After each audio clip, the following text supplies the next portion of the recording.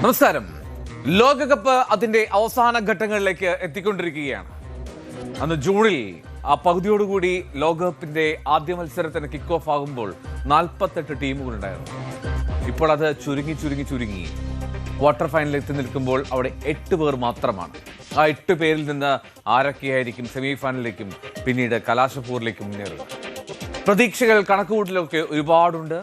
ലോകകപ്പിലെ ആ ഒന്നാമന്മാരെ കണ്ടെത്താനുള്ള അതിതീവ്രമായിട്ടുള്ള പോരാട്ടത്തിലേക്ക് കയറുകയാണ്. ഇനി ലോകകപ്പ് വേദിയിൽ റെഡ് അലർട്ടാണ്. സ്വാഗതം ഫുഡ് ഗോളത്തിൽ.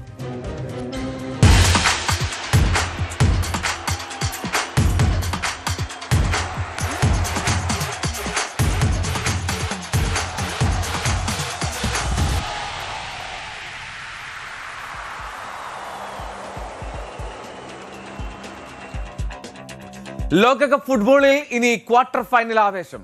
ഇന്ന് മത്സരമില്ല. നാളെ നടക്കുന്ന ആദ്യ ക്വാർട്ടറിൽ മൊറോക്കോയും ഫ്രാൻസും തമ്മിലാണ് മത്സരം.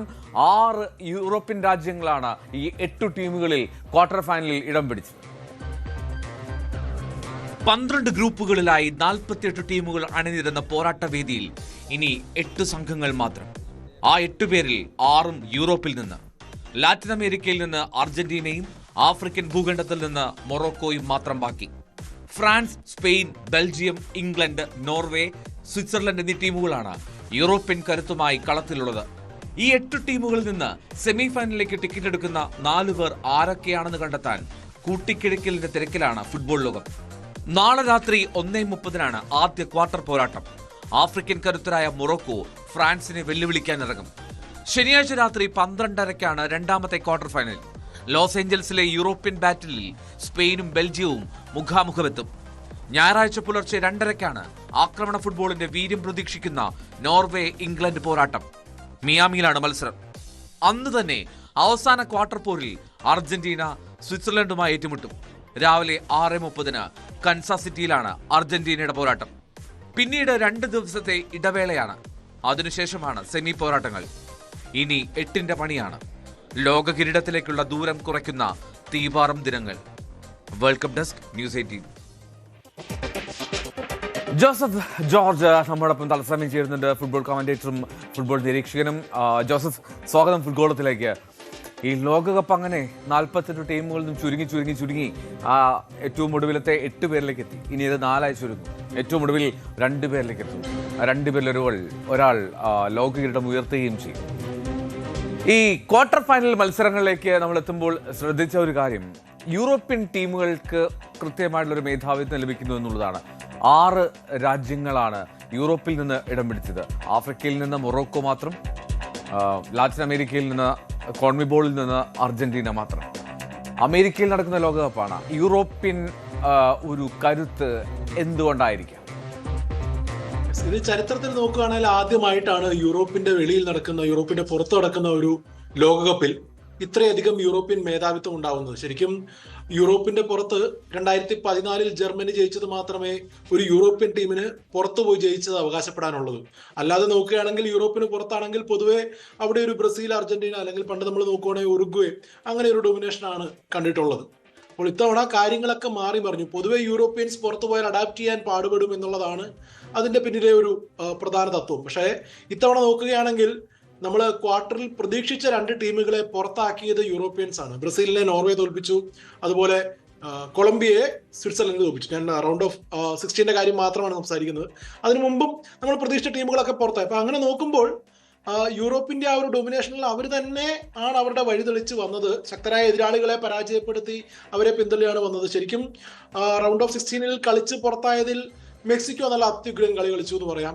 അവരുടെ ടൂർണമെന്റിൽ ഉടനീളം നല്ല പെർഫോമൻസ് ആയിരുന്നു. റൗണ്ട് ഓഫ് 16 അവർക്ക് ഇംഗ്ലണ്ട് പോലൊരു കരുത്തരായ ടീം വന്നപ്പോൾ അവർക്ക് ഒഴുക്കിനെതിരെ ഗോൾ നേടാനും ആ കളി പിടിച്ചു നിർത്താനും പറ്റിയതുകൊണ്ട് ഇംഗ്ലണ്ടും അങ്ങനെ അവരുടെ ആ ഒരു യൂറോപ്യൻ മേധാവിത്വം അവിടെ കാണിക്കാൻ സാധിച്ചു. അങ്ങനെ നോക്കുകയാണെങ്കിൽ ശരിക്കും പറഞ്ഞാൽ ഈ വേൾഡ് കപ്പ് ഒരു യൂറോപ്യൻ ടീം എടുക്കുമെന്നുള്ളതാണ് ഏറ്റവും കൂടുതൽ സാധ്യത കാണുന്നത്. പ്രത്യേകിച്ചും ഫ്രാൻസ് കളിക്കുന്ന ആ ഒരു ഒരു പെർഫോമൻസ് നോക്കുകയാണെങ്കിൽ അടുത്തെങ്ങും ആരും എത്തുന്നില്ല. അതാണ് ഈ ലോകകപ്പിന്റെ ഒരു ഉള്ളടക്കം. യൂറോപ്യൻ ഡൊമിനേഷൻ അവർ തന്നെ അഡാപ്റ്റ് ചെയ്യാൻ പഠിച്ചു എന്ന് വേണമെങ്കിൽ പറയാം. റൈറ്റ്, അത് വളരെ പ്രധാനപ്പെട്ട ഒരു കാര്യമാണ്. ഇനി ജോസഫ്, നമ്മൾ ഓരോരോ മത്സരങ്ങളിലേക്ക് എത്തുകയാണ്. ആദ്യം ഫ്രാൻസും മൊറോക്കോയും തമ്മിലാണല്ലോ പോരാട്ടം. ഈ ഫ്രാൻസ് മൊറോക്കോ പോരാട്ടത്തിൽ അത് ആഫ്രിക്കയുടെ ഏക പ്രതിനിധിയാണ് മൊറോക്കോ. മാത്രമല്ല മറ്റ് ആഫ്രിക്കൻ ടീമുകളേക്കാൾ മൊറോക്കോയുടെ ഒരു സ്പെഷ്യാലിറ്റി, അവർ ഗംഭീരമായി അറ്റാക്കും ചെയ്യുന്നുണ്ട്. ഡിഫൻസിനൊപ്പം തന്നെ അറ്റാക്കിലും അവർ കോൺസെൻട്രേറ്റ് ചെയ്യുന്നുണ്ട് എന്നുള്ള ഒരു പോസിറ്റീവ് എനർജി ഉണ്ട് അഷ്റഫ് ഹക്കീമിയുടെ ടീമിന്. അപ്പോൾ പക്ഷെ ഫ്രാൻസ് അവർ ക്ലിനിക്കലാണ്. ഫ്രാൻസിന് മൊറോക്കോ ഒരു ഈസി ആകുമോ? ഫ്രാൻസിനെ തോൽപ്പിക്കാൻ ഏറ്റവും കൂടുതൽ സാധ്യതകളിൽ നമ്മൾ കരുതേണ്ടത് മൊറോക്കോയാണ്, കാരണം അവരുടെ കളിരീതിയൊക്കെ വെച്ച് നോക്കുമ്പോൾ. മൊറോക്കോ ഒരു ശക്തരായ എതിരാളികളാണ് ഫ്രാൻസിന്. അതുപോലെ മൊറോക്കോയ്ക്ക് പകരവും ചോദിക്കാനുണ്ട്. 2022 ലോകകപ്പിൽ അവർ സെമിയിൽ വരെ എത്തിയപ്പോൾ അതൊരു ചരിത്ര നേട്ടമായിരുന്നു. അവർ ആദ്യമായിട്ടാണ് ഇത്ര വലിയൊരു കുതിപ്പ് നടത്തുന്നത്. അന്ന് ഫ്രാൻസിനോടാണ് അവർ പരാജയപ്പെട്ടത്. അപ്പോൾ അതിനൊക്കെ പകരം ചോദിക്കാനുള്ള ഒരു അവസരം കൂടിയാണ് മൊറോക്കോയ്ക്ക്. പക്ഷെ മൊറോക്കോയുടെ മെയിൻ സ്ട്രൈക്കർ ഇസ്മായിൽ സായ്ബാരി കഴിഞ്ഞ മത്സരത്തിൽ പരിക്ക് മൂലം പിൻവാങ്ങുന്നത് നമ്മൾ കണ്ടു. അപ്പോൾ അദ്ദേഹം ഉണ്ടാവുമോ ഇല്ലയോ എന്നുള്ളൊരു ചോദ്യമുണ്ട് സെമിയിൽ. അതൊരു വലിയ ചോദ്യചിഹ്നമാണ്. അഷ്റഫ് ഹക്കീമിയും ബ്രാഹിം ഡിയസും ഒക്കെ ഉണ്ടെങ്കിലും അവരുടെ ആക്രമണത്തിന്റെ കുന്തമുനയായിരുന്ന സായ്ബാരി ഇല്ലാത്ത ഒരു ക്ഷീണം ചെയ്യും. എന്നാൽ അതിന് പകരം എങ്ങനെയാണ് ആൾക്കാർ സ്റ്റെപ്പ് അപ്പ് ചെയ്യുന്നത് കാനഡയ്ക്കെതിരെയുള്ള മത്സരത്തിൽ നമ്മൾ വ്യക്തമായി കണ്ടു. ആ മത്സരത്തിൽ വേറൊരു പ്രത്യേകത എന്ന് പറഞ്ഞാൽ ആദ്യത്തെ പകുതിയിൽ നന്നായി കളിച്ചത് കാനഡയാണ്. കാനഡ ഒന്നും നഷ്ടപ്പെടാനില്ലാത്തവനെ പോലെ വളരെ അറ്റാക്കിംഗ് ആയി, വളരെ അഗ്രസീവായി ഹൈ പ്രസ്സിലൂടെ, ജെസെ മാർഷിന്റെ ഒരു പ്രത്യേകതയാണ്, അതുപോലെ നന്നായി ഒട്ടും സ്പേസ് കൊടുക്കാതെയാണ് ആദ്യ പകുതിയിൽ കളിച്ചത്. പക്ഷേ അത്ര കനത്ത ആക്രമണം പിടിച്ചു നിന്ന് അവരത് അതിജീവിച്ചതിന് ശേഷം രണ്ടാം പകുതിയിൽ കളി വരുതിയിലാക്കുകയായിരുന്നു. അപ്പോൾ മൊറോക്കോയെ അങ്ങനെ നോക്കുവാണെങ്കിൽ നമ്മൾ സൂക്ഷിക്കണം. അവർക്ക് ആക്രമിക്കാൻ മാത്രമല്ല പ്രതിരോധിക്കാനും അറിയാം. അതിനനുസരിച്ച് കളി എങ്ങനെയാണോ എതിരാളികൾ അതിനനുസരിച്ച് അവർക്ക് അഡാപ്റ്റ് ചെയ്യാൻ അറിയാം. ഏറ്റവും നല്ല ആഫ്രിക്കൻ ടീം എന്ന് നിസ്സംശയം പറയാം. അത് കണക്കുകളുടെ അടിസ്ഥാനത്തിൽ നോക്കുകയാണെങ്കിലും ക്വാർട്ടർ ഫൈനലിൽ ചരിത്രപരമായി നോക്കുകയാണെങ്കിൽ 4 തവണ മൊറോക്കോ ഈ ഒരു ഘട്ടത്തിൽ എത്തിയിട്ടുണ്ടെങ്കിൽ നോക്കൌട്ട് മത്സരങ്ങളിൽ ഏറ്റവും കൂടുതൽ വിജയിച്ചേക്കുന്ന ഒരു ആഫ്രിക്കൻ ടീം നോക്കുകയാണെങ്കിൽ ബാക്കി മൊത്തം എല്ലാ ആഫ്രിക്കൻ രാജ്യങ്ങളും കൂടെ 4 തവണ എത്തിയിട്ടുള്ളൂ. അപ്പം ബാക്കിയുള്ള മൊത്തം ആഫ്രിക്കയ്ക്ക് തുല്യമാണോ മൊറോക്കോ എന്നുള്ളത് കണക്കുകൾ കൊണ്ട് വേണമെങ്കിൽ പറയാം. അതുപോലെ അവരുടെ തുടർച്ചയായ പെർഫോമൻസ്, ഇപ്പം ഈ വേൾഡ് കപ്പിലെ നല്ല അടിപൊളി പെർഫോമൻസ്, കഴിഞ്ഞ വേൾഡ് കപ്പിലും അതെ, നല്ലൊരു ടീമാണ്, നല്ലൊരു യൂണിറ്റ് ആണ്. അപ്പൊ അതുകൊണ്ട് തന്നെ മൊറോക്കോയ്ക്ക് നല്ല സാധ്യതകളുണ്ട്. ഫ്രാൻസ് ഈ ലോകകപ്പിൽ നേരിടാൻ പോകുന്ന ഏറ്റവും വലിയ വെല്ലുവിളിയായിരിക്കും. കാരണം നോർവേയുമായിട്ടുള്ള ഗ്രൂപ്പ് മത്സരത്തിൽ നോർവേ സെക്കൻഡ് സ്ട്രിംഗ് ലൈനപ്പിനെ കൊണ്ടാണ് കളിച്ചത്. അത്രയൊരു പരീക്ഷണം ഉണ്ടായിരുന്നില്ല. അവരുടെ റൗണ്ട് ഓഫ് 16 നോക്കുവാണെങ്കിൽ പരാഗ്വേക്കെതിരെയായിരുന്നു. അതൊരു ഫിസിക്കൽ ബാറ്റിലായിരുന്നു. അതൊരു കംപ്ലീറ്റ്ലി ഡിഫറെന്റ് പിക്ചർ ആയിരുന്നു. അപ്പൊ ഫ്രാൻസ് ശരിക്കും പറഞ്ഞാൽ ഒരു ബ്രൂസ്ഡ് ടീമാണ്. അവർ നന്നായിട്ട് വെള്ളം കുടിപ്പിച്ച എതിരാളികളെ മറികടന്നിട്ടാണ് വരുന്നത്. ശരിക്കും ഫുട്ബോൾ ഗ്രൗണ്ടിൽ ഫുട്ബോൾ മാത്രമല്ലായിരുന്നു അവർക്ക് ആ മത്സരത്തിൽ കളിക്കേണ്ടിയിരുന്നു എന്നുള്ളത് വ്യക്തമായിരുന്നു. അപ്പൊ അങ്ങനെ വരുന്ന ഫ്രാൻസ് ഒരു ഏറ്റവും മികച്ച യൂണിറ്റ് ആണ് ഈ വേൾഡ് കപ്പിലെ ഏറ്റവും അധികം സാധ്യത കൽപ്പിക്കപ്പെടുന്നതും ഫ്രാൻസിനാണ്. അവരുടെ അറ്റാക്ക് നോക്കുക, എംബാപ്പെ, ഡെംബലെ, അതുപോലെ തന്നെ ഒലിസെ, ഈ 3 പേരും അത്യുഗ്രൻ പ്രകടനമാണ്. ഇനി 4ാമത്തെ റോളിൽ വരുന്നത് ബാർക്കോളെ ആയിക്കോട്ടെ, ഡുവെ ആയിക്കോട്ടെ, ഇവരിൽ ആരായാലും അതും നന്നായിട്ട് തന്നെ ഇവരോട് ജെല്ലായി പോകുന്നുണ്ട്. അതോ എതിരാളികൾക്ക് അനുസരിച്ച് ദശാംശ മാറ്റവും വരുത്തുന്നുണ്ട്. അപ്പൊ അവരുടെ അറ്റാക്കിംഗ് ഫോഴ്സിനെ ഒന്ന് പിടിച്ചു കെട്ടാൻ പാടാണ്. കളിയിൽ അത്ര നന്നായി കളിച്ചില്ലെങ്കിൽ അവർക്ക് ഗോൾ അടിക്കാൻ പറ്റും. മധ്യനിരയും നല്ലതാണ്, ഷ്വാമിനെ നയിക്കുന്ന മധ്യനിര. ഡിഫൻസിൽ സെന്റർ ബാക്സിലാണ് ഒരു ചെറിയൊരു വീക്ക് ലിങ്ക് ഉള്ളതെന്ന് വേണമെങ്കിൽ പറയാം. കുറച്ചുകൂടെ അഗ്രസീവ് ആയിട്ടുള്ള താരങ്ങളാണ്, പെട്ടെന്ന് കമ്മിറ്റ് ചെയ്യും. അപ്പോൾ അത് അവർക്ക് പരിഹരിക്കാൻ പറ്റും. പക്ഷേ മൊറോക്കോ പോലെ ഇടിച്ചു കളിക്കുന്ന ഒരു ടീമിനെതിരെ ഇടിച്ചു കളിക്കാൻ പ്രാപ്തനാണ് ഉപമെക്കാനോയും കൂട്ടരും. അപ്പൊ അതുകൊണ്ട് തന്നെ അങ്ങനെ ഉള്ളൊരു ഇതുണ്ട്. പിന്നെ ഗോൾ കീപ്പർ മൈനോൺ വളരെ മനോഹരമായിട്ട് തന്നെ ഹ്യൂഗോ ലോറിസിന്റെ പിൻഗാമി എന്ന് അവകാശപ്പെടാം. അദ്ദേഹവും കാലുകൊണ്ട് കളിക്കാൻ വിദഗ്ധനാണ്. ഫ്രാൻസിന്റെ ഒരു പ്രത്യേകത എന്ന് പറഞ്ഞു കഴിഞ്ഞാൽ എതിരാളികൾ ആക്രമിക്കുമ്പോൾ അതിനെ ഒരു പ്രത്യാക്രമണമായി ബിൽഡ് ചെയ്യുന്ന ഗോൾ കീപ്പറിൽ നിന്ന് തന്നെയാണ്. അപ്പോൾ അങ്ങനെ ഒരു ശൈലി ഉള്ളത് കൊണ്ട് പ്രത്യേകിച്ചും പരാഗ്വേക്കെതിരെയുള്ള കളി നമുക്ക് കാണിച്ചു തന്നത് ഫ്രാൻസ് ഏത് തരത്തിലുള്ള ചലഞ്ചിലും റെഡിയാണെന്നാണ്. അതുകൊണ്ട് തന്നെ ഫ്രാൻസ് വെൽ പ്രിപ്പയർഡ് ആയിരിക്കും. മൊറോക്കോ എന്ന ആഫ്രിക്കൻ ശക്തിക്ക് അവരുടെ ഏറ്റവും മികച്ച പെർഫോമൻസ് പുറത്തെടുക്കേണ്ടി വരും ഫ്രാൻസിനെ മറികടക്കണമെങ്കിൽ. ഫ്രാൻസ് തന്നെയാണ് ഫേവറേറ്റ്സ്. റൈറ്റ്. ഇനി രണ്ടാമത്തെ ക്വാർട്ടർ ഫൈനലിലേക്ക് അവിടെ സ്പെയിനും ബെൽജിയവുമാണ്, 2 യൂറോപ്യൻ ശക്തികളാണ് ഏറ്റുമുട്ടുന്നത്. സ്പെയിൻ ബെൽജിയം പോരാട്ടം, അതിൽ നമ്മൾ എന്താണ് എക്സ്പെക്ട് ചെയ്യേണ്ടത്? സ്പെയിനിൻ്റെ ഇതുവരെയുള്ള പ്രകടനവും ബെൽജിയത്തിൻ്റെ ആ ഒരു നോക്കൗട്ടിലേക്ക് എത്തിയപ്പോഴുള്ള ആ ഒരു മികവും ഒക്കെ കണക്കാക്കുന്നു. അതൊരു ശരിക്കും പറഞ്ഞാൽ റൗണ്ട് ഓഫ് 16 മാച്ച് പോലെ ആകരുത് എന്ന് ആഗ്രഹിക്കുന്നു. സ്പെയിൻ പോർച്ചുഗൽ റൗണ്ട് ഓഫ് 16 മത്സരമായിരുന്നു ഒരു കാണാൻ അത്ര സുഖമില്ലാത്തൊരു മത്സരം. ഒരു തണുപ്പൻ മട്ടിലായി പോയി. റിസ്ക് എടുക്കാൻ താല്പര്യമില്ലാത്ത ടീമുകളാണ് കളിച്ചത്. ശരിക്കും ബോക്സിൽ എത്തിയാൽ പോലും ലമീൻ യമാലിനെ ന്യൂനോ മെൻഡസ് എങ്ങനെ പിടിച്ചു നിർത്തിയോ, എങ്ങനെ തടഞ്ഞോ, അദ്ദേഹത്തിന്റെ കോൺഫിഡൻസ് മൊത്തം പോയി. ലാസ്റ്റ് ന്യൂനോ മെൻഡസ് പരിക്ക് കയറ്റി പിന്മാറിയിട്ട് പോലും ഒരു ടേക്ക് ഓൺ, ഒരു ഡ്രിബിൾ അറ്റംപ്റ്റ് നടത്തുന്നത് നമ്മൾ കണ്ടില്ല. അതിന് മുമ്പത്തെ ഡ്രിബിളുകളൊക്കെ പരാജയപ്പെട്ടതായിരിക്കാം അദ്ദേഹത്തിന്റെ മനസ്സിൽ ബാധിച്ചതും. അപ്പോൾ അങ്ങനെ ഒരു സാഹചര്യത്തിൽ, അതുപോലെ തന്നെ ഫസ്റ്റ് ടൈം ഷോട്ട് എടുക്കുന്നത് കണ്ടില്ല. ഫസ്റ്റ് ടൈം ഷോട്ട് എടുത്തത് 91 മിനിറ്റിലാണ് മിക്കേൽ മെറീനോ വന്നപ്പോൾ. കാരണം അദ്ദേഹത്തിന് അതുവരെ ഉള്ള ബാഗേജ് ഒന്നും ഇല്ല. സൂപ്പർ സബായി വന്ന വഴി തന്നെ അടിച്ചു, അത് ഗോളായി. അതിന് മുമ്പുള്ളതെല്ലാം നോക്കുവാണെങ്കിൽ അത് പന്ത് പരിധിയിലാക്കി ഉറപ്പ് വരുത്തി ഫസ്റ്റ് ടച്ച് എടുത്ത് കൺട്രോൾ ചെയ്ത് സെക്കൻഡ് ടച്ച് എടുത്ത് ഫിനിഷ് ചെയ്യുക എന്നുള്ളൊരു നയമാണ് സ്പെയിൻ സ്വീകരിച്ചത് ആ മത്സരത്തിൽ. അത് പോർച്ചുഗൽ അതുപോലെ തന്നെ. എന്തുകൊണ്ടാണ് പോർച്ചുഗൽ അങ്ങനെ ചെയ്യുന്നതാണ് മനസ്സിലാക്കുന്നത്. അവിടെ മിഡ്ഫീൽഡേഴ്സ് ഒക്കെ അത്രയും സമയം എന്തുകൊണ്ട് എടുത്തു? അവർ സ്പെയിനിന് കുറച്ചുകൂടെ കാര്യങ്ങൾ എളുപ്പമാക്കിയില്ലേ എന്നാണ് ആ മത്സരം കണ്ടപ്പോൾ തോന്നിയത്. അതുപോലെ ആവരുത് എന്നുള്ളൊരു ആഗ്രഹമുണ്ട് സ്പെയിൻ ബെൽജിയം, പ്രത്യേകിച്ച് 2 യൂറോപ്യൻ ടീമുകൾ, കുറച്ചുകൂടെ പൊസഷൻ വെച്ച് കളിക്കാൻ ആഗ്രഹിക്കുന്ന 2 ടീമുകൾ. അങ്ങനെ നോക്കുമ്പോൾ അതും ആ ഒരു പാറ്റേണിൽ പോയാലും അത്ഭുതപ്പെടാനില്ല. സ്പെയിനാണ് കുറച്ചുകൂടെ വെൽ റൗണ്ടഡ് ടീം. പക്ഷേ ഈ പറഞ്ഞതുപോലെ ഗോൾ അടിക്കുന്നതിലൊരു പ്രശ്നം അവർക്കുണ്ട്. അപ്പോൾ ആ ഗോളടി എന്നുള്ള ആര് ഗോൾ അടിക്കും എന്നുള്ള ചോദ്യം. ഒയർസബാൽ 4 ഗോൾ അടിച്ചിട്ടുണ്ടെങ്കിലും അദ്ദേഹം പൊതുവെ വീക്ക് ടീമുകൾക്കെതിരെയാണ് അടിച്ചേക്കുന്നത് എന്നുള്ളൊരു വസ്തുതയും കൂടി ഉണ്ട്. ആദ്യത്തെ മത്സരത്തിലൊക്കെ നമ്മൾ കണ്ടായിരുന്നു 10-25 മിനിറ്റ് ബോൾ തൊട്ടുപോലുമില്ല. ഒയർസബാൽ ബാക്കി നമ്മളിപ്പോൾ ഈ ഗോൾഡൻ ബൂട്ട് റേസിലുള്ള സ്ട്രൈക്കർമാരെയൊക്കെ വെച്ച് നോക്കുമ്പോൾ ആ ഗണത്തിൽ പരിഗണിക്കാൻ പറ്റിയ ഒരാളല്ല. അങ്ങനെ ഉള്ളൊരു പരിമിതി സ്പെയിനിന് അവിടെ അറ്റാക്കിലുണ്ട്. സ്പെയിനിന്റെ ഫുൾ ബാക്കുകൾ 2 പേരെ എടുത്തു പറയണം. പെഡ്രോ പോറോയും മാർക്ക് ഒക്കുറയും നന്നായിട്ട് സപ്പോർട്ട് ചെയ്യുന്നുണ്ട് എല്ലാ അറ്റാക്കിനെയും. അതുപോലെ സെന്റർ ബാക്കിൽ ഒരു സ്റ്റേബിൾ പാർട്ണർഷിപ്പായി Cubarsi and Laporte, goal keeper Unai Simon. അപ്പോൾ ഡിഫൻസ് നോക്കുമ്പോൾ ഇവരെ 5 പേരും, അതോടെ മുമ്പിൽ ഷീൽഡ് ആയിട്ട് റോഡ്രി. അപ്പോൾ ഡിഫൻസ് ഒരു വെൽ സൈക്കിൾഡ് യൂണിറ്റ് ആണ്. ഇതുവരെ ഒരു ഗോൾ പോലും വഴങ്ങിയിട്ടില്ല. അതിന്റെ പ്രധാന കാരണം അവർ എത്രയും പെട്ടെന്ന് പന്ത് റീസൈക്കിൾ ചെയ്യും. റീസൈക്കിൾ ചെയ്താൽ അവർ നന്നായിട്ട് പൊസഷൻ മെയിൻറ്റെയിൻ ചെയ്യും. അങ്ങനെയാണ് അവരുടെ ആ ഒരു സ്ട്രെങ്ത്. അപ്പോൾ സ്പെയിനിന്റെ ഡിഫൻസ് ആണ് അവരുടെ ശക്തി.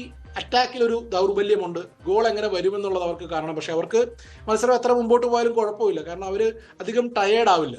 പന്ത് കൂടുതലും പൊസഷൻ വെച്ച് കളിക്കുന്നത് കൊണ്ടും പന്ത് പെട്ടെന്ന് മൂവ് ചെയ്യുന്നത് കൊണ്ടും അവരധികം ടയേർഡ് ആവില്ല. അതുകൊണ്ട് അവർക്ക് പ്രശ്നം ഉണ്ടാവില്ല അങ്ങനെ എത്ര നേരം വേണേലും കളിക്കാൻ.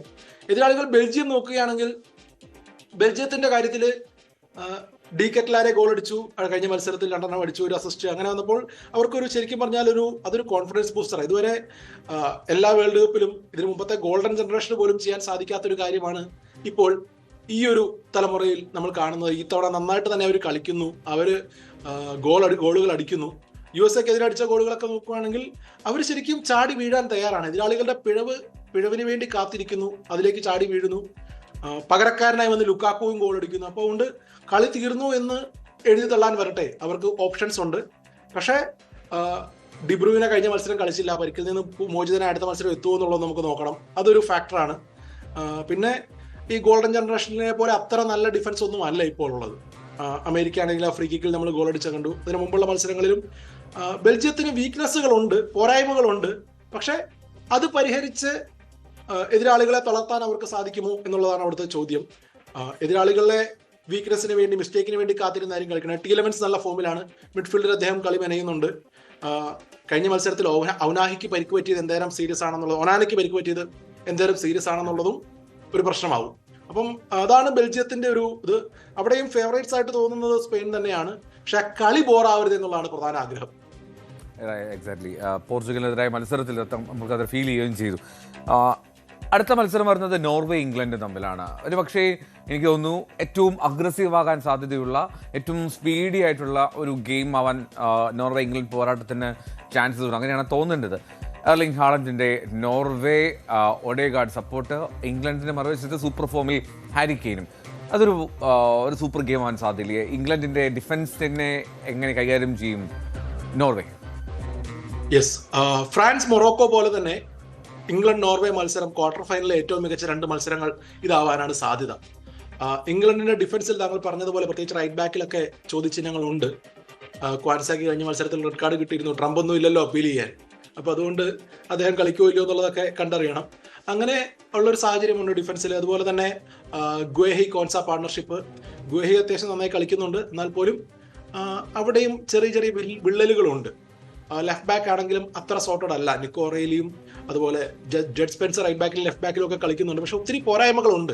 എന്തുകൊണ്ട് ട്രെൻഡിനെ ഈ സ്ക്വാഡിൽ ഉൾപ്പെടുത്തിയില്ല, ട്രെൻഡ് അലക്സാണ്ടർ അർണോൾഡിനെ ഈ സ്ക്വാഡിൽ ഉൾപ്പെടുത്തിയില്ല എന്നുള്ളത് ഒരു ചോദ്യമായി. എവിടെയെങ്കിലും പാളിച്ച പറ്റിക്കഴിഞ്ഞാൽ ആദ്യം വരാൻ പോകുന്നത് അതായിരിക്കും തുഷേലിന്റെ മുമ്പിൽ. അപ്പൊ ഇംഗ്ലണ്ടിന്റെ ഡിഫൻസിലാണ് ചോദിച്ചിരുന്നത്. മെക്സിക്കോ ചെലുത്തിയ സമ്മർദ്ദം നിസ്സാരമൊന്നും ആയിരുന്നില്ല. ഒന്നിനു പുറകെ ഒന്നായി നിരവധി അവസരങ്ങളാണ് അവർ സൃഷ്ടിച്ചുകൊണ്ടിരുന്നത്. പക്ഷേ പ്രതിരോധിച്ച് നിന്നു. പിക്ഫോർഡ് ചില നല്ല സേവുകളൊക്കെ നടത്തി. പിക്ഫോർഡിൽ ഇത് പൊതുവേ ഒരു മിസ്റ്റേക്ക് എപ്പോഴും വരും എന്നുള്ളൊരു തോന്നൽ ഉണ്ടാവാറുണ്ട്. അപ്പൊ അതുകൊണ്ട് അതൊന്ന് സൂക്ഷിക്കുക. അറ്റാക്കിലാണെങ്കിൽ കെയ്ൻ, ബെല്ലിംഗ്ഹാം, കഴിഞ്ഞ മത്സരം നോക്കുവാണെങ്കിൽ ഗോർഡൻ, ഇവർ 3 പേരും സോർട്ടഡ് ആണ്, മനോഹരമായി കളിക്കുന്നു. ഹാരി കെയ്ൻ എന്ന ഫിനിഷർ, നമ്മൾ പെനാൽറ്റിയുടെ കണക്കുകളൊക്കെ നോക്കുകയാണെങ്കിൽ ലോകകപ്പിൽ ഇത്ര മനോഹരമായ പെനാൽറ്റി കൺവേർട്ട് ചെയ്യുന്ന വേറൊരു താരമില്ല. 7 പെനാൽറ്റി അടിച്ചതിൽ 6 പെനാൽറ്റി കൺവേർട്ട് ചെയ്തിട്ടുണ്ട്. അത് നമ്മൾ എടുത്തു പറയാൻ കാരണം ഈ അടുത്ത കാലത്ത് ഒത്തിരി അധികം താരങ്ങൾ പെനാൽറ്റി മിസ് ചെയ്യുന്നു. അതിന്റെ സമ്മർദ്ദം താങ്ങാൻ പറ്റുന്നില്ല. അവിടെയാണ് ഹാരി കെയ്ൻ വ്യത്യസ്തനാവുന്നത്. പക്ഷേ കഴിഞ്ഞ ക്വാർട്ടറിൽ ഫ്രാൻസിനോട് 2 പെനാൽറ്റി കിട്ടിയത് ഒരെണ്ണം അടിക്കാൻ പറ്റുള്ളൂ. അതാണ് അദ്ദേഹം മിസ്സാക്കിയ ഒരു പെനാൽറ്റി കഴിഞ്ഞ ലോകകപ്പിന്റെ 2022. അപ്പോൾ അത് ചിലപ്പോൾ അദ്ദേഹത്തെ അലട്ടും. ഇത്തവണ ഈ ഒരു കടമ്പ മറികടക്കേണ്ടത് ഹാരി കെയ്ന്റെ ഉത്തരവാദിത്തമാണ്. ഹാരി കെയ്ൻ അതൊരു അസാമാന്യ സീസണാണ് ബയേണിന് വേണ്ടി കഴിഞ്ഞു പോയത്. എനിക്ക് തോന്നുന്നു 81 ഗോൾ കോൺട്രിബ്യൂഷൻ ആയി മൊത്തം ക്ലബ് ആൻഡ് കൺട്രിക്ക് വേണ്ടി. അപ്പൊ അതുപോലെ ഒരു സീസൺ ശരിക്കും പറഞ്ഞാൽ നമ്മൾ 21ാം നൂറ്റാണ്ടിൽ നോക്കുവാണെങ്കിൽ ലിയോണൽ മെസ്സി മാത്രമാണ് 91 ഗോൾ അടിച്ച ആ ഒരു സീസൺ മാത്രമേ അവകാശപ്പെടാനുള്ളൂ. അതുപോലത്തെ ഒരു സീസണാണ് ഹാരി കെയ്ന്. അപ്പൊ ഇത്തവണ ഇംഗ്ലണ്ടിന് വേൾഡ് കപ്പ് നേടിക്കൊടുക്കാൻ സാധിച്ചു കഴിഞ്ഞാൽ ഹാരി കെയ്ന് ബാലൺ ഡോറും നേടാൻ സാധിക്കുമെന്ന് വിശ്വസിക്കുന്ന ഒരു ഹാരി കെയ്ൻ ഫാനാണ്. അദ്ദേഹത്തിനെ പോലെ ഒരു നമ്പർ 9, നമ്പർ 10 റോൾ രണ്ടും ഒരുപോലെ കൈകാര്യം ചെയ്യാൻ പറ്റുന്ന കാര്യങ്ങൾ കളിക്കാർ ഇപ്പോൾ കുറവാണ്. അപ്പൊ അതുകൊണ്ട് തന്നെ ഹാരി കെയ്ൻ ബെല്ലിംഗ്ഹാം കോമ്പിനേഷൻ അതാണ് ഇംഗ്ലണ്ടിന്റെ തുറുപ്പ് ചീട്ട്. മിഡ്ഫീൽഡിൽ ഡെക്ലാൻ റൈസ് നന്നായി കളിക്കുന്നുണ്ട്. അദ്ദേഹം നന്നായി മിഡും അറ്റാക്കിൽ ലിങ്ക് ചെയ്യുന്നുണ്ട്. ഇനി അദ്ദേഹത്തെ റൈറ്റ് ബാക്കിൽ കളിപ്പിക്കണമോ എന്നുള്ളൊരു ചോദ്യചിഹ്നമുണ്ട്. കാരണം നോർവേ നന്നായിട്ട് ഫ്ലാങ്കുകൾ ഉപയോഗിക്കുന്നുണ്ട്. ഇനി നോർവേയുടെ സൈഡിലേക്ക് വരുമ്പോൾ ഹാലൻഡിന്റെ ഫിനിഷ് പറഞ്ഞു, ഒഡേഗാർഡിന്റെ ക്രിയേറ്റിവിറ്റി പറഞ്ഞു. അത് രണ്ടും ഒരു പ്രധാന ആയുധം തന്നെയാണെങ്കിലും കഴിഞ്ഞ മത്സരത്തിൽ എന്നെ ഇംപ്രസ് ചെയ്ത് ബ്രസീലിന് പന്ത് കാണാൻ കൊടുത്തില്ല അവർ. ഇംഗ്ലണ്ടിനും മെക്സിക്കോക്കെതിരെ പന്തില്ലായിരുന്നു എന്ന് ഓർക്കുക, പൊസഷൻ കുറവായിരുന്നു. അപ്പോൾ പാട്രിക് ബെർഗും സാൻഡെബെർഗും ഓഡേഗാർഡും ചേർന്ന് നന്നായിട്ട് തന്നെ പൊസഷൻ മെയിൻറ്റെയിൻ ചെയ്തു, നന്നായിട്ട് അവരുടെ കളി മെനഞ്ഞു. അത് നോർവേക്ക് ഒത്തിരി ബൂസ്റ്റ് ചെയ്യും. ഒരു ടീം ഗെയിമാണ് നോർവേ പുറപ്പെടുവിച്ചത്. അതിന് ഫിനിഷിംഗ് ടച്ച് ഹാലൻഡ് നൽകി. ക്രെഡിറ്റ് മുഴുവൻ ഹാലൻഡിൽ പോകുമെങ്കിലും എതിരാളികൾ ഒരിക്കലും ഹാലൻഡിൽ മാത്രമായി ഫോക്കസ് ഒതുക്കരുത്. അപ്പൊ അതുകൊണ്ട് തന്നെ ഇതൊരു വളരെ നല്ല മികച്ചൊരു പോരാട്ടമായിരിക്കും. സാധ്യതകൾ കൂടുതലും കൽപ്പിക്കുന്ന ഇംഗ്ലണ്ടിന് തന്നെയാണ്. പക്ഷെ നോർവേയുടെ ഗോൾ കീപ്പർ നീലൻ നല്ല അടിപൊളി ഫോമിലായിരുന്നു കഴിഞ്ഞ മത്സരത്തിൽ. പെനാൽറ്റി അടക്കം നിരവധി സേവുകൾ നടത്തി. എന്നാലും ഹാരി കെയ്ന്റെ ക്ലാസും ജൂഡ് ബെല്ലിംഗ്ഹാമിന്റെ ആ ഒരു റണ്ണുകളും അതുപോലെ ഫിനിഷിങ്ങും എല്ലാം കൂടെ വരുമ്പോൾ ഇംഗ്ലണ്ടിന് നേരിയ മുൻതൂക്കമുണ്ട്. ഇംഗ്ലണ്ടിന്റെ നേരിയ മുൻതൂക്കം. ഇനിയാണ് അവസാന മത്സരത്തിലേക്ക് എത്തുന്നത്. അവിടെ അർജന്റീന, സ്വിറ്റ്സർലൻഡ്. അർജന്റീന ഈ കഴിഞ്ഞ മത്സരത്തിൽ രാത്രിയിൽ അതിന്റെ ചർച്ചകൾ ഇപ്പോഴും കെട്ടടങ്ങിയിട്ടില്ല. സോഷ്യൽ മീഡിയ ഇങ്ങനെ കത്തിക്കൊണ്ടിരിക്കുകയാണ്. അർജന്റീന മാത്രമാണ് മൊത്തം റഫറിങ്, ഒരുപാട് വിഷയങ്ങളുണ്ടല്ലോ അതിൽ. രാവിലെ നമ്മൾ സംസാരിച്ചു. അതിനപ്പുറത്തേക്ക് അർജന്റീന ഈ 78ാമത്തെ മിനിറ്റിൽ ഒരു ഗോളിലൂടെ ഈജിപ്തിനെ എതിരെ ഗോൾ നേടുന്നു. പിന്നീടുള്ള ഒരു പോരാട്ടം. അപ്പോൾ അതിനുശേഷമുള്ള അവരുടെ ഒരു ആഘോഷ പ്രകടനം ഇമോഷണൽ ആകുന്നു, വൈകാരികമാകുന്നു. ടീം ഡ്രസ്സിംഗ് റൂമിലെ വലിയ ആഘോഷം, ഒരു ലോകകപ്പ് ജയിച്ച മട്ടിലുള്ള പ്രകടനമൊക്കെയാണ് അർജന്റീനയുടെ ടീമംഗങ്ങൾ നടത്തിയത്. അതിനുള്ള കാരണം അത്രമാത്രം പൊരുതി നേടിയതുകൊണ്ടാകാം. എനിവേ, സ്വിറ്റ്സർലൻഡിനെതിരെ അർജന്റീന, അത് ഒരുപക്ഷെ ഈ ക്വാർട്ടറിലെ ഏറ്റവും അർജന്റീനയ്ക്ക് ലഭിക്കാൻ കഴിയുന്ന ഏറ്റവും എളുപ്പത്തിലുള്ള എതിരാളിയല്ലേ സ്വിറ്റ്സർലൻഡ്? ഏറ്റവും എളുപ്പമുള്ള എതിരാളികളാണെന്നാണ് ഒരു കടലാസിലെ വിലയിരുത്തൽ. സ്വിറ്റ്സർലൻഡിന്റെ പക്ഷേ പ്രതിരോധത്തെ നമുക്ക് എഴുതള്ളാൻ പറ്റില്ല. അവർ ഡിഫൻസ് ഓറിയന്റഡ് ആയിട്ടുള്ള ഒരു ഗെയിം ആയിരിക്കും കളിക്കുക. നമ്മൾ കഴിഞ്ഞ 2 മത്സരത്തിൽ നോക്കുകയാണെങ്കിൽ റൗണ്ട് ഓഫ് 32ലും റൗണ്ട് ഓഫ് 16ലും ക്ലീൻ ഷീറ്റ് നിലനിർത്തി വന്ന ഒരു ടീമാണ് സ്വിറ്റ്സർലൻഡ്.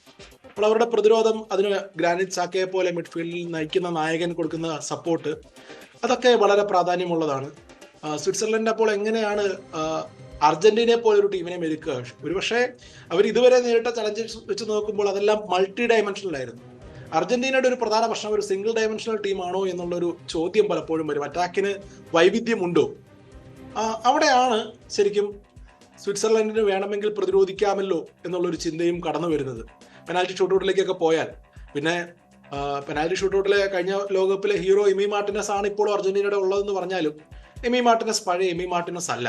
അദ്ദേഹം ഈ ലോകകപ്പിൽ അർജന്റീന വഴങ്ങിയ ഗോളുകളൊക്കെ നോക്കുവാണെങ്കിൽ ഇന്നത്തെ മത്സരത്തിൽ നോക്കുവാണെങ്കിൽ 2 ഷോട്ട് ഓൺ ടാർഗറ്റ് 2ഉം ഗോളായി. അപ്പം എമി മാർട്ടിനസിന്റെ ഒരു സേവ് നമുക്ക് കാണാൻ പറ്റുന്നില്ല, അല്ലെങ്കിൽ അദ്ദേഹം അത് റീഡ് ചെയ്ത് ആ അവസരം നിർവീര്യമാക്കുന്നത് കാണാൻ പറ്റുന്നില്ല. അപ്പൊ അങ്ങനെ ഒരു സാഹചര്യം കൂടെ ഉണ്ട്. പക്ഷെ സ്വിറ്റ്സർലൻഡിന് ആര് ഗോൾ അടിക്കും? ജൊഹാൻ മൻസാമ്പി എന്ന അവരുടെ ഈ ലോകകപ്പിലെ ടോപ്പ് സ്കോറർ ഇഞ്ചേർഡാണ്, കഴിഞ്ഞ മത്സരം കളിച്ചിരുന്നില്ല. ഇനി അടുത്തതിന് മുമ്പായിട്ട് റെഡി ആവുമോ എന്നുള്ളൊരു ചോദ്യമുണ്ട്. ക്വാർട്ടർ ഫൈനലിന് മുമ്പായി സമയമുണ്ട്. അതുകൊണ്ട് തന്നെ അവർ സ്വിറ്റ്സർലൻഡ് ആരാധകർ പ്രതീക്ഷയിലായിരിക്കും. അവരുടെ ഈ സമീപകാലത്തെ 7 ദശാബ്ദമായിട്ട് നോക്കുകയാണെങ്കിൽ അവരുടെ ഏറ്റവും വലിയ മത്സരമാണ്. ആദ്യമായിട്ടാണ് 1954 ശേഷം അവർ ക്വാർട്ടറിൽ എത്തുന്നത്. ഫിഫയുടെ ആസ്ഥാനം സ്വിറ്റ്സർലൻഡ് നമുക്കറിയാം. പണ്ടൊക്കെ സ്വിറ്റ്സർലൻഡ് ഒരു ഫോഴ്സ് ആയിരുന്നു. ആദ്യത്തെ തുടക്കകാലത്ത് 3 തവണ അവർ ക്വാർട്ടറിലൊക്കെ എത്തിയിട്ടുണ്ട്. എന്നാൽ അതിനുശേഷം ഇത്രയും കാലതാമസത്തിന് ശേഷമാണ് അവർ ക്വാർട്ടർ വരെ എത്തുന്നത്. എന്നാൽ അവർ ആ വന്ന വഴിയിൽ അവർക്ക് ചലഞ്ചസ് ഉണ്ടായിട്ടുണ്ട്, അത് അവർ അതിജീവിച്ചു. അതുപോലെ അർജന്റീന എന്ന ചലഞ്ചും അതിജീവിക്കാൻ പറ്റുമോ എന്നുള്ളതാണ് അവരുടെ മുമ്പിലെ ചോദ്യം. അതിന് കൂടുതലും സെൻട്രൽ ആയിട്ട് വരുന്ന അറ്റാക്കുകൾ, ഹാഫ് സ്പേസുകളൊക്കെ ബ്ലോക്ക് ചെയ്യുക, റണ്ണ് കൃത്യമായി മാർക്ക് ചെയ്യുക, അതിനൊക്കെ എനിക്ക് തോന്നുന്നു സ്വിറ്റ്സർലൻഡ് അതിനൊക്കെ സജ്ജരായിരിക്കും. ഇനി മറുവശത്ത് മെസ്സി എന്ന അധികായനെ ഡിപ്പെൻഡ് ചെയ്തിട്ടാണ് പോകുന്നത് എന്ന് പറഞ്ഞാലും കണക്കുകൾ സൂചിപ്പിക്കുന്ന പ്രകാരം ഇനി വേണമെങ്കിൽ അലക്സിസ് മക്കലിസ്റ്ററിനോട് പെനാൽറ്റി എടുക്കാൻ ആവശ്യപ്പെടാം. ഒരു 8 പെനാൽറ്റിയിൽ 4 പാഴാക്കിയ സ്ഥിതിക്കും മക്കലിസ്റ്ററിന്റെ ഒരു പെനാൽറ്റി റെക്കോർഡ് നോക്കുവാണെങ്കിൽ 12-ൽ 11 അദ്ദേഹം കൺവേർട്ട് ചെയ്തിട്ടുണ്ട് club and country recent times. അപ്പോൾ അങ്ങനെയുള്ളൊരു പെനാൽറ്റി ടേക്കർ അവിടെ ഉള്ളപ്പോൾ ആ ഓപ്ഷൻ എടുക്കാം എന്നും വേണമെങ്കിൽ അർജന്റീനയ്ക്ക് ചിന്തിക്കാം. കാരണം എല്ലാ കളിയിലും പെനാൽറ്റി കിട്ടുന്നുണ്ടല്ലോ. ഈ സമീപകാലത്ത് നോക്കുവാണെങ്കിൽ ഏറ്റവും അധികം പെനാൽറ്റി കിട്ടുന്നതും അർജന്റീനയ്ക്ക് തന്നെയാണ്. അപ്പൊ അതുകൊണ്ട് തന്നെ അത് അവരുടെ ഒരു ആയുധമാണ്, സെറ്റ് പീസാണ്. പിന്നെ അവർക്ക് എതിരെയുള്ള ആരോപണങ്ങളൊക്കെ അവിടെ നിൽക്കട്ടെ, നമ്മൾ അതിലേക്ക് പോകുന്നില്ല. അർജന്റീനയുടെ മൊത്തത്തിലുള്ള ഗെയിം നോക്കുകയാണെങ്കിൽ വിങ്ങുകളിൽ കൂടെ കുറച്ചുകൂടിയും ആക്രമിക്കണം. കഴിഞ്ഞ മത്സരത്തിൽ കുറച്ച് ക്രോസ് ഒക്കെ വരുന്നത് കണ്ടു, ഒരു സന്തോഷമുള്ള വാർത്തയാണ്. എന്നാൽ സ്കലോനിയുടെ തന്ത്രങ്ങൾ ഒരിക്കലും നമുക്ക് കൃത്യമായി പ്രെഡിക്റ്റ് ചെയ്യാൻ പറ്റില്ല. ഈ മത്സരത്തിൽ അദ്ദേഹം എന്താവും കരുതി വെച്ചിരിക്കുന്നതെന്ന് ഒരുപക്ഷെ ഈ മത്സരത്തിൽ അദ്ദേഹം വിങ്ങുകളിൽ കൂടെ ആക്രമിക്കാൻ തീരുമാനിക്കും. കാരണം എതിരാളികൾ ഇതാണല്ലോ പ്രതീക്ഷിക്കുന്നത്. സ്കലോണിയെ ആയിട്ട് ഒരു കമ്പയർ ചെയ്യാൻ പറ്റിയ ഒരു മാനേജർ എനിക്ക് പലപ്പോഴും തോന്നിയത് കാർലോ ആഞ്ചലോട്ടി ആണെന്നാണ്. ആഞ്ചലോട്ടി ഇതുപോലെയാണ്, എതിരാളികൾക്കനുസരിച്ച് തന്ത്രങ്ങൾ മെനയും, സൂപ്പർ സ്റ്റാറുകളെ നന്നായി ഹാൻഡിൽ ചെയ്യും, ഈഗോയെ ഹാൻഡിൽ ചെയ്യും. അദ്ദേഹം എന്ത് മാറ്റമാണ്, എന്ത് ലൈനപ്പാണ് ഇറക്കുന്നത്, നമ്മൾ ലൈനപ്പ് കാണുമ്പോൾ ഇത് എന്ത് ലൈനപ്പാണെന്ന് തോന്നും, അല്ലെങ്കിൽ ഇത് എന്താണ് ഇങ്ങനെ ചെയ്യുന്നതെന്ന് തോന്നും. അങ്ങനെ ഒരു ചിന്തയാണ് എനിക്ക് സമീപകാലത്തായിട്ട് സ്കലോണിയെ കുറിച്ചുള്ളത്. അത് ഞാൻ അത്ര ഡീപ്പായിട്ട് അർജന്റീനയോ സ്കലോണിയോ ഫോളോ ചെയ്യുന്ന ഒരാളല്ല, പക്ഷേ അവരുടെ റിസൾട്ട് ഒക്കെ അപ്ഡേറ്റഡ് ആണ്, അവരുടെ ഗെയിം ഒക്കെ കാണും. അപ്പൊ അങ്ങനെയുള്ളൊരു ചിന്തയാണ്. എല്ലാ മത്സരവും എല്ലാ മിനിറ്റും ഫ്രണ്ട്ലി അടക്കം പണ്ട് കണ്ടിരുന്ന പോലെ കണ്ടിട്ടില്ല. അപ്പൊ അതുകൊണ്ട് തന്നെ എൻ്റെ നിരീക്ഷണത്തിൽ ചിലപ്പോൾ പാളിച്ചകൾ ഉണ്ടാകും. എന്നാൽ അർജന്റീനയുടെ മാനേജറിന് വ്യത്യസ്തമായ തന്ത്രങ്ങൾ മെനയാൻ അറിയാം. അപ്പൊ സ്വിറ്റ്സർലൻഡിനെതിരെ പ്രിപ്പയർഡ് ആയിരിക്കും. മിഡ്ഫീൽഡിൽ കൂടുതലും ബോൾ വെച്ച് കളിക്കുന്ന മിഡ്ഫീൽഡേഴ്സ് ആണ് അവർക്കുള്ളത്. അപ്പൊ അത് തന്നെയാണ് അവരുടെ അഡ്വാൻറ്റേജും ഡിസഡ്വാൻറ്റേജും. അപ്പോൾ മിഡ്ഫീൽഡേഴ്സിന്റെ മൂവ്മെന്റ് പലപ്പോഴും സെൻട്രൽ മിഡ്ഫീൽഡേഴ്സിന്റെ മൂവ്മെന്റ് വളരെ പ്രിഡിക്റ്റബിൾ ആണ്. അവിടെ ഒരു എക്സ്ട്രാ ഡൈമെൻഷൻ കൊണ്ടുവരാൻ ആൻഹൽ ഡിമരിയെ പോലെ ഒരു താരമില്ല, വിങ്ങുകളിൽ കൂടെ ആണെങ്കിൽ പോലും. നിക്കോ ഗോൺസാലസ് ആണ് പലപ്പോഴും ബെഞ്ചിൽ നിന്ന് ഒരു പുതിയൊരു ഊർജ്ജം നൽകുന്നത്. അവസാന മിനിറ്റുകളിൽ അർജന്റീന തിരിച്ചടിക്കാനുള്ള ഒരു കാരണമായിട്ട് തോന്നിയിട്ടുള്ളത്. ഡിഫൻസിൽ നോക്കുവാണെങ്കിൽ എനിക്ക് തോന്നുന്നു അവരുടെ സമീപകാല ചരിത്രത്തിലെ ഏറ്റവും മികച്ച സെന്റർ ബാക്ക് പാർട്ണർഷിപ്പാണ് ക്രിസ്ത്യൻ റൊമേറോയും ലിസാൻഡ്രോ മാർട്ടിനസും. ഒട്ടമെന്റി ഉണ്ടായിരുന്നു കഴിഞ്ഞ വേൾഡ് കപ്പിൽ, പക്ഷെ ഒട്ടമെന്റി റൊമേറോ പാർട്ണർഷിപ്പിന്റെ പ്രശ്നം എന്ന് പറഞ്ഞു കഴിഞ്ഞാൽ രണ്ടുപേരും അഗ്രസീവ് ഡിഫൻഡേഴ്സ് ആണ്. അപ്പോൾ കുറച്ചുകൂടി ഒരാൾ കമ്പോസ്ഡ് ആയിട്ട് നിൽക്കുക, ഒരാൾ അഗ്രസീവ് ആകുമ്പോഴാണ് ആ ബാലൻസ് വരുന്നത്. അതാണ് ഇപ്പോൾ ലിസാൻഡ്രോ റൊമേറോ പാർട്ണർഷിപ്പിൽ വരുന്നത്. പിന്നെ റൊമേറോയെ നന്നായി പ്രൊട്ടക്ട് ചെയ്യുന്നുണ്ട് സ്കാലോണി. മിക്ക മത്സരങ്ങളിൽ നോക്കുവാണെങ്കിൽ കളി സീൽ ചെയ്തു ലീഡായി എന്ന് കണ്ടു കഴിഞ്ഞാൽ സ്കാലോണി അപ്പോൾ റൊമേറോ പിൻവലിച്ച് ഒട്ടമെന്റിയെ കൊണ്ടുവരും. കാരണം റൊമേറോയെ ചൊടിപ്പിക്കാൻ എളുപ്പമാണ്. അപ്പോൾ അതൊക്കെ ചിലപ്പോൾ ഒരു ഫാക്ടർ ആയേക്കാം. 2002 ഇംഗ്ലണ്ടിന് റെഡ് കാർഡ് കിട്ടി അവരുടെ വേൾഡ് കപ്പ് സാധ്യതകളൊക്കെ പോയത് ഗബ്രിയേൽ ബാറ്റിസ്റ്റൂട്ടയെ പോലെ ഒരു നല്ലൊരു കളിക്കാരൻ ഉണ്ടായിട്ടും പക്ഷെ അവർക്ക് കളി ജയിക്കാൻ പറ്റാതെ പോയത് അവരുടെ ഡിസിപ്ലിൻ ഇല്ലാത്തതുകൊണ്ടാണ്. അപ്പോൾ ഇത്തവണ അത് ബാധിക്കരുതെന്ന് സ്കലോണിക്ക് നിർബന്ധമുണ്ട്. അഡ്വാൻറ്റേജ് ഉറപ്പായിട്ടുണ്ടാവും. അത് തന്നെയായിരിക്കും സ്കലോണിയുടെ പ്രധാനപ്പെട്ട ചർച്ചകളിൽ വന്നു. Okay, thank you Joseph for joining. എന്നാലും എല്ലാ ക്വാർട്ടർ ഫൈനലിനെ പറ്റി വിശദമായി തന്നെ ജോസഫ് പ്രതീക്ഷകൾ പങ്കുവച്ചു. Thank you once again for joining us. ഇനി ലോക ഫുട്ബോളിന്റെ ഈ ആവേശം അത് ലോകമെമ്പാടും അലടിക്കുമ്പോൾ ഈ കഴിഞ്ഞ ദിവസം ഒരു വല്ലാതെ മനസ്സിനെ ആകർഷിച്ച ഒരു കാഴ്ചയുണ്ട്. അതായത് യുദ്ധം തകർത്ത ഗാസയിൽ നിന്നുള്ള ഹൃദയസ്പർശിയായിട്ടുള്ള കാഴ്ചയാണത്. അർജന്റീനയ്ക്കെതിരെ കളത്തിലിറങ്ങിയ ഈജിപ്തിന് പിന്തുണയുമായി ഒരുപാട് പേർ പലസ്തീനികൾ ഗാസയിലെ ഈ തകർന്ന കെട്ടിടങ്ങൾക്കിടയിൽ ഒത്തുകൂടുന്ന കാഴ്ച. കടുത്ത പോരാട്ടത്തിനൊടുവിൽ ഈജിപ്ത് പരാജയപ്പെട്ടു. അതിൽ അവർക്ക് നിരാശയുണ്ടായിരുന്നു. പക്ഷേ ആ ചേർത്ത് പിടിച്ച അയൽരാജ്യത്തോടുള്ള സ്നേഹപ്രകടനം കാണാമായിരുന്നു ആ മത്സരത്തിന്റെ സമയം ഉടനീളം. യുദ്ധത്തിന്റെ കറുത്ത പുകപടലങ്ങൾക്കും തകർന്നടിഞ്ഞ കോൺക്രീറ്റ് കഷ്ണങ്ങൾക്കും നടുവിലാണെങ്കിലും ഗാസ ഫുട്ബോൾ ലഹരിയിലാണ്. പൊട്ടിപ്പൊളിഞ്ഞ കോൺക്രീറ്റ് കൂനുകൾക്ക് നടുവിലായി ഫുട്ബോൾ പ്രദർശനം. മുറിവുകളിലെ ലേപനമായി ഗോളുകളും കളിയാരവും.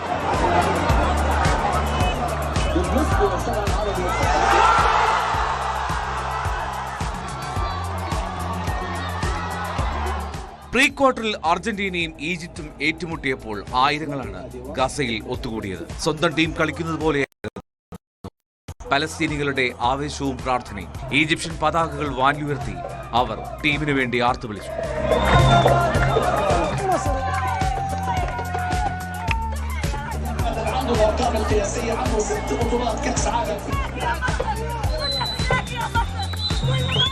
ഈജിപ്ത് നൽകിയ പിന്തുണയ്ക്കുള്ള നന്ദി പ്രകാശനം കൂടിയായിരുന്നു ആ ഒത്തുകൂടൽ. ഫുട്ബോളിനപ്പുറം യുദ്ധസമയത്തെ ഈജിപ്തിന്റെ സഹായങ്ങൾ പലസ്തീനികൾ മറക്കുന്നില്ല. مصر هي الحاضنة الأولى والأخيرة للقضية الفلسطينية منذ الأزل. مصر هي أمي وأمك وأم كل الدول العربية. مصر هي الحنان اللي احنا دقناه. مصر هي اللي احتضنت أولادنا في ظل الحرب. مصر هي اللي قدمت المساعدة كانت الأولى في تقديم المساعدات لنا في قطاع غزة. مصر هي اللي مسكت إيدنا إيد بإيد وطبطبت على روسنا. مصر هي اللي لامست أوجاعنا وساهمت في إجلاء مرضانا. കളി അവസാനിച്ചപ്പോൾ ഗാസയിലെ താൽക്കാലിക ഗാലറികളിൽ നിരാശ പടർന്നെങ്കിലും ഫുട്ബോൾ നൽകിയ ആ കുറച്ചു നിമിഷത്തെ സന്തോഷം നെഞ്ചിലേറ്റിയാണ് അവർ മടങ്ങിയത്. ദുരന്തങ്ങൾക്കിടയിലും പ്രതീക്ഷ കൈവിടാതെ കളിയെയും അയൽ രാജ്യത്തെയും സ്നേഹിക്കുന്ന ഗാസയിലെ മനുഷ്യർ കായിക ലോകത്തിന് നൽകുന്നത് വലിയൊരു സന്ദേശമാണ്. World cup desk, news 18. ആ കോൺക്രീറ്റ് കൂനുകൾക്ക് മുകളിലിരുന്നാണ് ആ പാവപ്പെട്ട കുട്ടികൾ ആ മത്സരം കാണുന്നത്. ഹൃദയം വേദന എടുക്കുന്നു ആ കാഴ്ചകളൊക്കെ കാണുമ്പോൾ. എന്നാലും ഈജിപ്റ്റ് ജയിക്കണം എന്നുള്ള അവരുടെ ആഗ്രഹം നടന്നില്ല. ഇനി നമ്മൾ ലോകകപ്പിൻ്റെ അടുത്ത ഘട്ടത്തിലേക്ക് പോകുന്നു. ലോകകപ്പ് ക്വാർട്ടർ ഫൈനൽ ആവേശത്തിലേക്കാണ്. നാളെ രാത്രി 1:30 മൊറോക്കോ ഫ്രാൻസ് പോരാട്ടം. അപ്പോൾ നമുക്ക് വീണ്ടും കാണാം ഫുട്ബോളത്തിൽ. നമസ്കാരം.